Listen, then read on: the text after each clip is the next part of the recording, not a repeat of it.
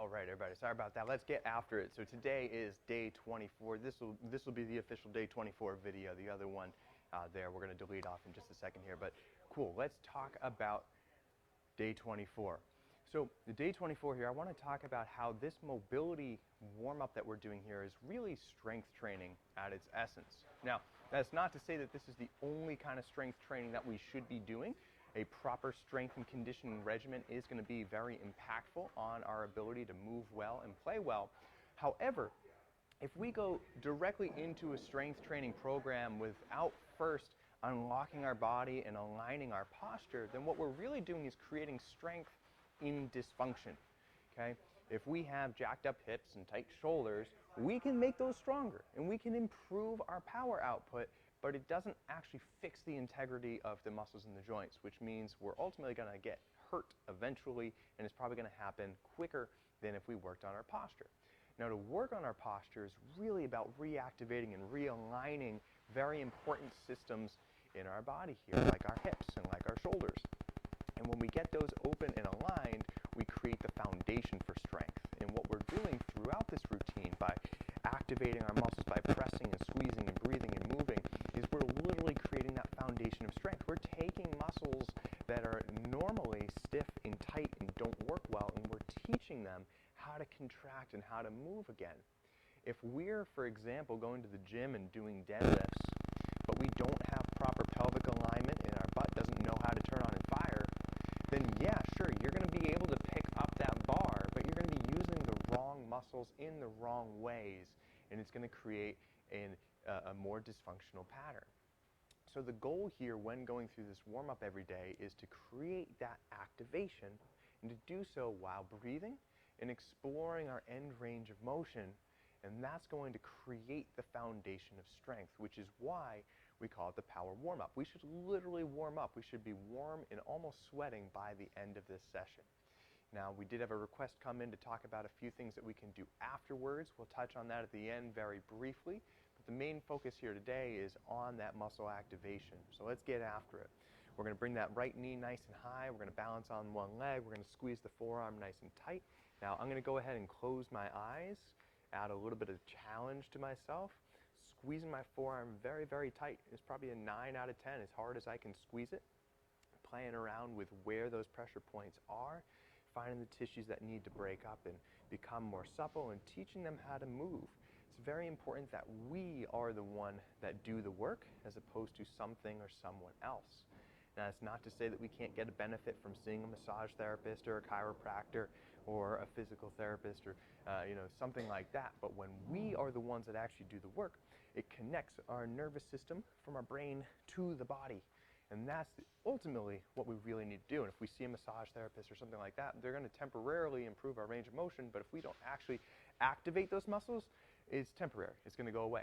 That's why a lot of people feel really good after a massage and then they feel tight the next day. They didn't actually do anything to retain that range of motion. As we go through, we're going to keep our body nice and tight. My butt is squeezed. My core is engaged. I'm moving my arm. I'm pressing down on the shoulder. Nice big arm circles, forwards and backwards. Migrating around where these pressure points are up in the neck, trying to find some tight spots and break them up. The more we breathe, the more comfortable it's going to become, and the quicker our body relaxes and adapts. Our body is naturally programmed to stiffen up and tighten up in stressful situations, and we also hold our breath in stressful situations. So if you're holding your breath while doing this routine, your body thinks it's stiff, it's tight, and it's stressed, and it's not going to get the same results. But if while we're doing this, we're breathing, and pressing and squeezing and moving, our body relaxes, and it reteaches our body, hey, this is okay. This is a safe position to be in. I should be here more often. Maybe I haven't been here in a while because I've been in compromised postures, but I'm here now. Let's work with it. So as we go through, we're always reaching, pressing, breathing, squeezing our body. Super important that we squeeze our body. Most strength training programs talk about squeezing your muscles and moving weights, which is great. Before we can do that, we have to squeeze our muscles and not move at all. It's something in the fitness world, in the strength and conditioning world, we call isometrics. Isometrics are when we squeeze our body without our body moving. And this is the essence of corrective exercise and postural restoration. So we gotta get the muscles to squeeze so that we can retrain them how to work properly.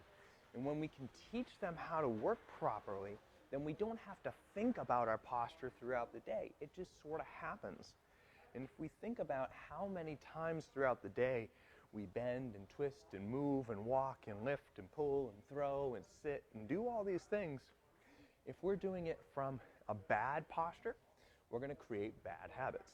If we're doing it from a good posture, we're going to create good habits.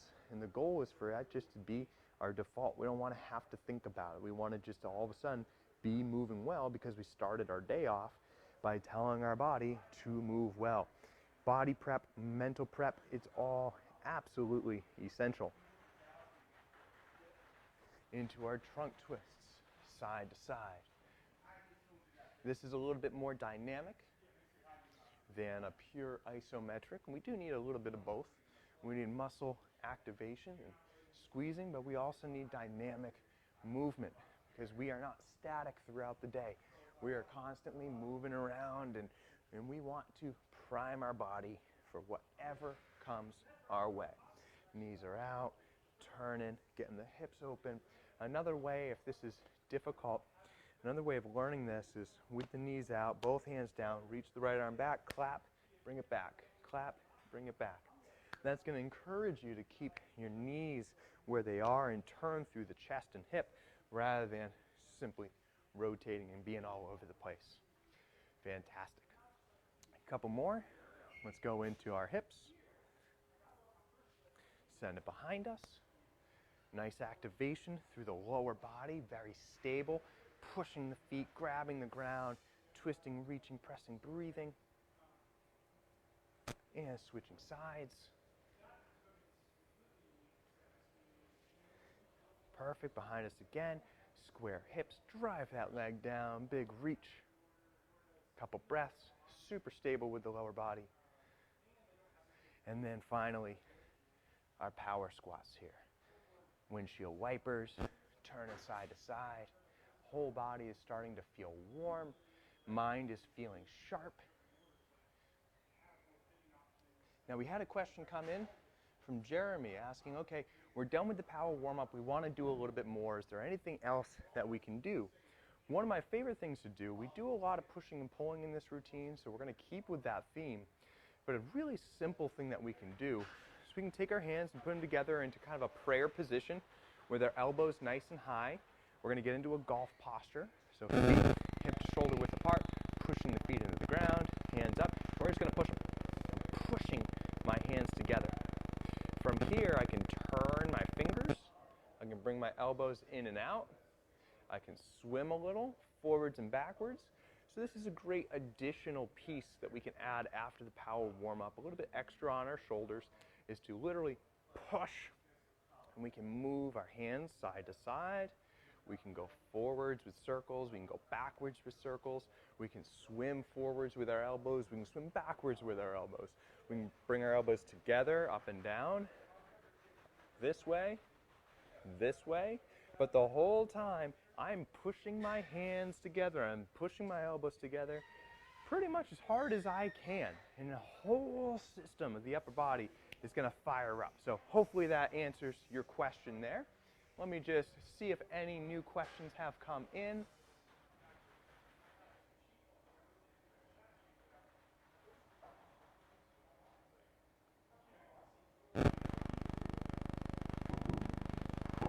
Okay, I do not see any questions coming in right now. Let me just check my phone. Sometimes they pop up on the phone. No, so we are good. So everybody, I hope that answers your questions here on day 24. I want you to think of this every morning as your strength and conditioning essential movement practice. Okay, even if I'm going into the gym to do some strength training, I'm going to do the power warm-up beforehand because it preps and primes my body and mind to set my posture throughout the day and set me up for success. Would love to hear what everybody thinks about today, adding that activation piece, making sure that we're pressing, squeezing, breathing, the whole deal, getting up a good warmth, get a little glisten going on. And then we have a new addition today. Thank you, Jeremy, for sending in that question. Let's put the hands together, elbows high, and just move 'em around, pushing, exploring those ranges of motion of your shoulder. Anyway, I'll see you all tomorrow for day 25. Move better, play better.